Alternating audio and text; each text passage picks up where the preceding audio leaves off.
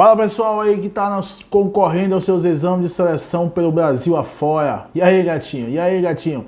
Tá se preparando efetivamente com eficiência, com produtividade? Não? Ou você tá no lugar certo, no canal Bora Atualizar.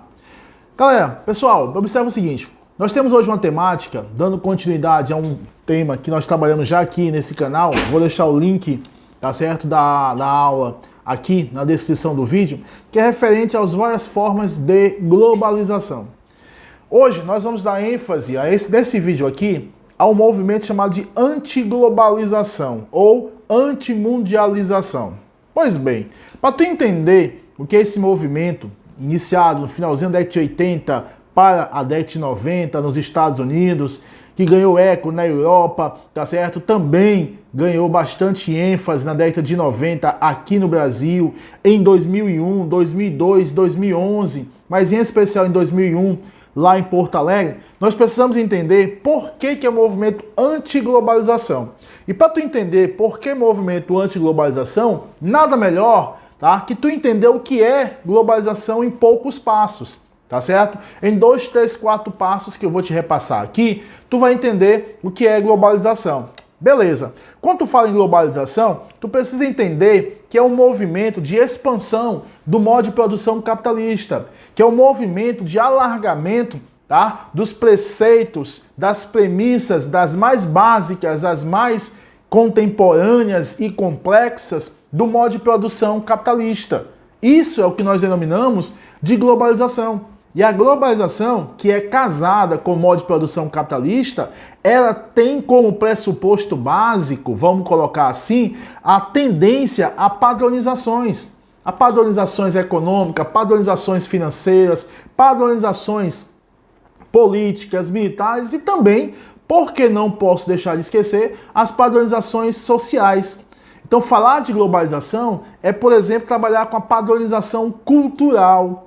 Tratar de globalização é você tratar, por exemplo, de padronizações na forma de políticas públicas, tá? E aí você tem o revigoramento, tá certo? A revitalização da doutrina econômica ou da forma de agir politicamente chamada neoliberalismo, que tem seu embrião, tem a sua gênese lá na Revolução Industrial Clássica ou original, tá bom? Falar de globalização é você lembrar que a globalização ela é uma forma intensa e expansiva de quê? De ter atuação das empresas, na época, um pouco atrás, remotamente falando, de chamadas empresas multinacionais. Hoje, devido à sua amplificação de poder, tá? São denominadas também de empresas, atualmente, de empresas transnacionais, que dá a ideia de transcender as economias, tanto nas suas áreas geográficas de origem, como também, e tanto quanto, nas suas áreas de atuação levadas através das suas filiais. Então, falar de globalização é você falar dessa expansão rápida, agressiva, intensa, concentrada, tá, dos capitais de origem de empresas transnacionais, que dá a ideia, logicamente, de transcender as economias por onde elas passam, por onde elas estão atuando de forma direta ou também de forma indireta. Galera, quando se fala em globalização, tu lembra que a globalização tem uma função de unificar os países, tá? De forma econômica, de maneira política e de maneira também militar. Mas, sobretudo, na escala, mas, sobretudo, no ângulo, na visão, no olhar econômico. E para isso acontecer, a globalização faz uso de um processo chamado de regionalização econômica. O que nós devemos entender por regionalização econômica? É o que os livros didáticos trazem como formação de blocos econômicos, seja em todas as suas escalas, lá desde o livre comércio até a união política. Isso em geografia, a partir do processo de globalização, nós chamamos de regionalização econômica. Chamo também a tua atenção que para tu falar de globalização, tu também precisa lembrar do desenvolvimento e do acesso do desenvolvimento técnico-tecnológico. Como que isso se dá, Almeida Júnior? É fácil você entender. Tratar de desenvolvimento técnico, tecnológico no atual processo de globalização é você encarar, tá certo, tal desenvolvimento de maneira o quê? Desigual, tá? Ainda é possível você encontrar em pequenas, em ínfimas áreas geográficas ou em gigantescas áreas geográficas mundo afora, tá certo? Comunidades que não têm acesso, tá, a este desenvolvimento técnico, a este desenvolvimento tecnológico, em pleno processo de globalização, por mais que você não consiga imaginar. Mas isso ainda é um fato triste, sombrio, mas um fato real, concreto e altamente contemporâneo no processo de globalização. Esse acesso ao desenvolvimento técnico e tecnológico de forma desigual. E quando você tem esse acesso desigual, tá? Tu tem a formação, por exemplo, das desigualdades. E quando esse acesso não se dá nem mesmo de forma desigual, tu tem um outro agravante social que é a chamada exclusão social, certo? Ainda tratando sobre globalização, tu tem que lembrar que ainda nessa pegada do desenvolvimento técnico e tecnológico, tu tem a questão do encurtamento das distâncias, tá? Que algumas correntes da geografia denominam de relativização das noções de tempo e de espaço, ou ainda também chamado de encolhimento do mundo, já que esse desenvolvimento técnico, já que esse desenvolvimento tecnológico, tá certo?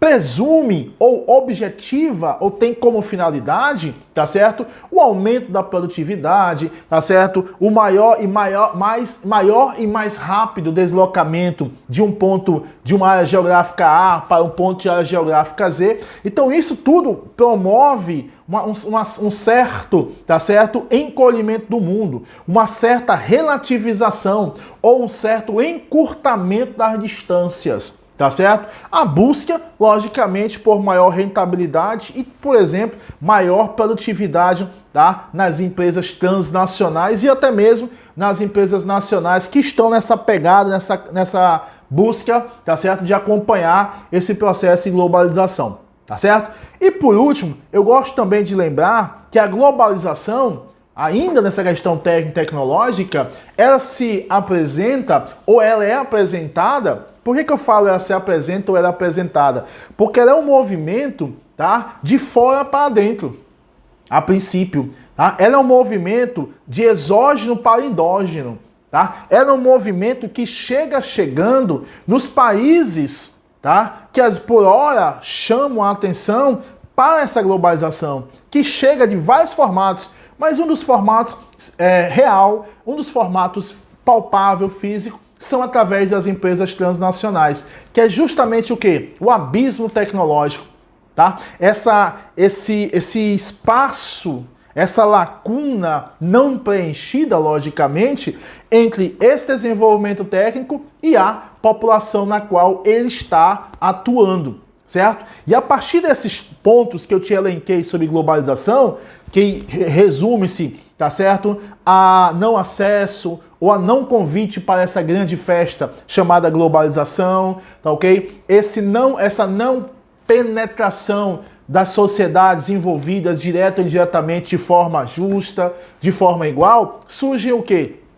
Surgem as resistências, tá? E é justamente a partir dessas resistências promovidas por quais elementos? Eu vou te citar 3: comunidades indígenas, comunidades quilombolas e comunidades rurais, principalmente tradicionais no cenário mundial, tá? Não necessariamente apenas os países do Sul, também os países do Norte, mas em especial esses elementos que se promovem contra ou resistem a este processo de globalização, eles se manifestam principalmente em países do Sul, em especial mais ainda nos países do Sul pobres, tá certo? E aí está implantado todos os motivos, todos os fatores para o surgimento desse movimento chamado de antiglobalização, tá ok? Como eu mencionei no começo do nosso vídeo de hoje, a partir da década de 90, onde eu tenho todo o movimento contrário, tá, ao chamado capitalismo liberal.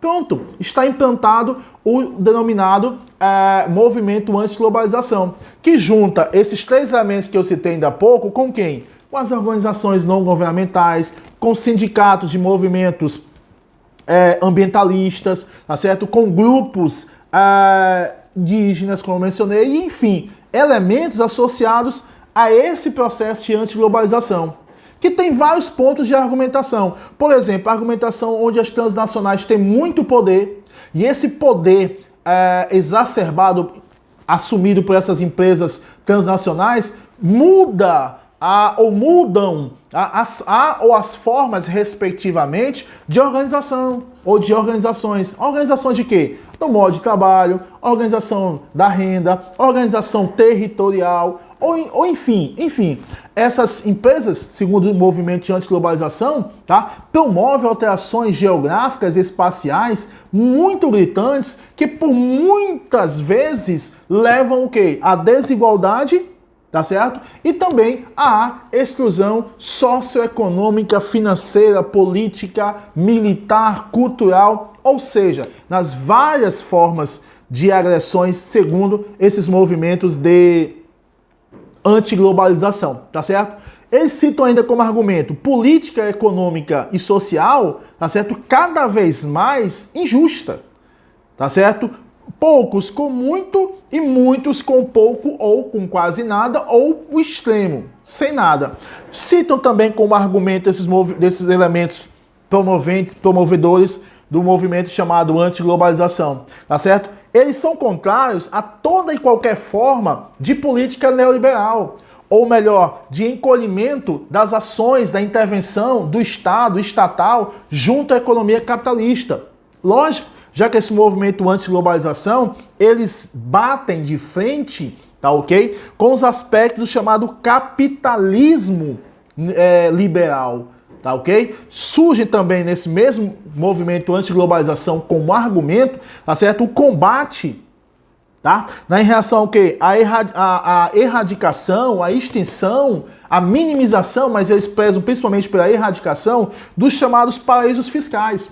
E ainda eles colocam no bojo dessa argumentação de erradicação dos paraísos fiscais para os grandes, principalmente os grandes banqueiros, que recebem por várias vezes como forma atrativa de manter as suas instituições nos países do Sul, há certo bônus. Então esse movimento anti-globalização, que passou por Seattle, que já passeou na Europa, como em Gênova, como em Praga, tá certo? Eles buscam essa redução ou esta erradicação de movimentos liberais, tá certo? Como que eles conseguem fazer isso? Realizando eventos, tá certo? Como o Fórum Mundial Social, em Porto Alegre por 2 vezes, tá? Que trabalham com o quê? Com críticas, às vezes até paralelo a encontros internacionais da OMC, tá certo? OMS não, da OMC, tá certo? Da própria ONU, tá ok? Então eles realizam críticas, tá? A esse processo chamado globalização. Críticas que estão associadas ou embasadas, por exemplo, contra o quê? A concentração de capitais nas mãos de poucas pessoas. Críticas associadas à má distribuição das riquezas. Não é com relação à produção de riqueza ou distribuir por distribuir. Mas esse movimento anti-globalização alega, tá certo, que essas riquezas são produzidas por muitos, mas concentradas nas mãos de poucos. Por isso essa alegação da má distribuição das riquezas. Não entende em momento algum texto de um exame de seleção, seja o Enem, ou seja o seu exame de seleção regional na qual você está se predispondo, que é uma distribuição, toma dinheiro para cá, toma dinheiro para lá, toma dinheiro... Não, tá certo? O movimento anti-globalização alega em seus postulados, repito, que a produção da riqueza é realizada pela exploração de muitos.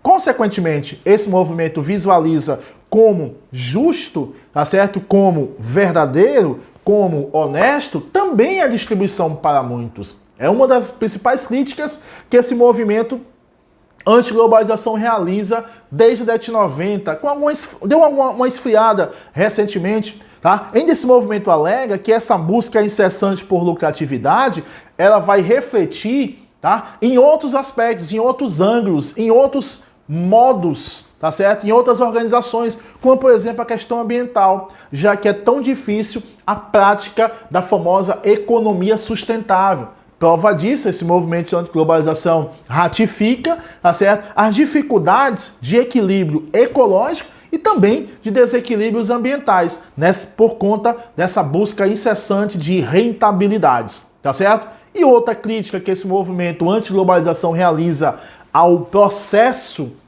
chamado de globalização é essa dependência exacerbada dos países do Sul, que beiram a dependência tecnológica, que beira a dependência econômica, a necessidade crescente, constante de investimentos externos e, sobretudo, o que gera a partir dessas dependências citadas, que são as desigualdades sociais. Refiro às desigualdades sociais dos países do Sul, por quê? Porque elas são muito mais externas, são muito mais reais, são muito mais gritantes do que nos países do Norte, tá certo? E isso produz reivindicações com relação a fim de acordos comerciais bilaterais em especial, que, diga-se passagem, são proibidos junto à Organização Mundial do Comércio, reivindicações com relação ao livre trânsito de capital estrangeiro e no aspecto financeiro, já que esse livre trânsito, tá certo, deixam as economias que recepcionam esses capitais vulneráveis, tanto à capitalização quanto, pior ainda, à descapitalização, que é justamente a fuga de capitais no pior momento que possa existir, que são as várias recessões ou crises econômicas, políticas e financeiras. Reivindicações, como eu mencionei, a forma de produção. Lembra que eu falei que a globalização, ela de certa forma impõe novas formas de organização e reorganização espacial. E segundo o movimento anti-globalização, essa reorganização, essa organização espacial promove prejuízos ambientais, já que os cenários ambientais não são colocados como prioridades nos momentos de decisão, nos momentos de planejamento e, sobretudo, não são colocados como prioridades nos momentos de execução. Seja ela execução produtiva, ou seja, industrial, através da pegada da busca de matérias-primas, fontes de energia ou despejo de resíduos, seja ela nas questões das organizações sociais, certo? E aí você deve estar se perguntando, como que esse movimento anti-globalização promove, de onde que eles promovem a partir desses fatos, a partir dessas críticas, a partir dessas argumentações, tá certo? Como é que eles constroem as suas bases conceituais? Cita-se aumento da pobreza, tá certo? Cita-se os acirramentos elevadíssimos das desigualdades. Cita-se como bases conceituais o aumento dos desempregos, seja ele em qualquer da sua tipologia, tá certo? Tu sabe que não existe só um tipo de desemprego, tá ok? Existem 5 tipos de desempregos. Os que mais são cobrados em exame de seleção é o desemprego estrutural e o desemprego conjuntural. O estrutural é quando não se acompanha a evolução técnica e tecnológica. Já o desemprego conjuntural é proveniente, é resultante principalmente de crises ou recessões econômicas. E é justamente esse, mas o outro também, que são levados em consideração nas bases conceituais do movimento de anti-globalização, que leva em consideração também o aumento de quê? Das migrações internacionais. Tu sabe que as migrações, os deslocamentos populacionais, têm várias causas. Tá certo? Mas a principal, no atual processo de globalização, é a causa econômica, onde as pessoas saem de uma área restrita, uma área que restringe, numa área que expulsa, tá certo? Para uma área atrativa, ocasionada por desemprego, subemprego, tá ok? E outros fatores. Existem pessoas que migram por razões turísticas, por razões religiosas, por razões políticas, mas o que mais hoje ocasiona esse deslocamento espontâneo, tá certo? Porque eu digo espontâneo porque há uma diferença muito grande entre migrantes e refugiados. E a diferença é uma palavrazinha de 8 letras, escolhas. Migrantes têm essa presença da palavra escolha, já refugiados, não. Fica a dica para você aí, tá bom? E em breve nós vamos trabalhar uma aula, vamos gravar um vídeo para você e vamos deixar aqui no canal sobre refugiados pelo mundo, sobre esses mais de 60 milhões de pessoas que hoje, dentro do universo de 270 e tantos milhões de imigrantes, são considerados refugiados. Bases conceituais como a desvalorização do trabalho, a desvalorização dos salários, ok? E o movimento anti-globalização também leva em consideração a principal causa, que é a estagnação, ou estagnações, a recessão ou as recessões econômicas, que afligem, tá certo? Que vitimizam, ok? Que minimizam, que reduzem as possibilidades de ascensão econômica, de ascensão financeira e, sobretudo, de mobilidade social, de ascensão social nos países nas quais essas crises ou essas recessões estão atuando. Então, pessoal, falar de movimento anti-globalização é você ir de encontro aos ideais, aos primórdios, aos princípios, aos parâmetros do processo de globalização. Por isso nós sempre deixamos a dica para você que a globalização ela não é a união, tá certo, entre nações e países. Você pode levar em consideração que a globalização é uma interdependência entre os países, uma unificação entre os países, levado em consideração o quê? Interesses. Tá certo? Levado em considerações necessidades e levado em considerações as opções, tá certo? Esse é o canal Bora Atualizar. Sou teu professor Almeida Júnior. Geografia e atualidade, de uma forma simples, direta e eficiente, você encontra aqui no nosso canal. Se você gostou desse vídeo, tá certo? Dá um likezinho aqui para nós que isso, ajuda demais o nosso canal. Tá certo? Se você gostou mais ainda, compartilhe esse vídeo com seu colega para nos ajudar nessa ascensão junto ao nosso canal Bora Atualizar. Fique com Deus, tá certo? E continue se preparando de forma eficiente e eficaz. Até a próxima.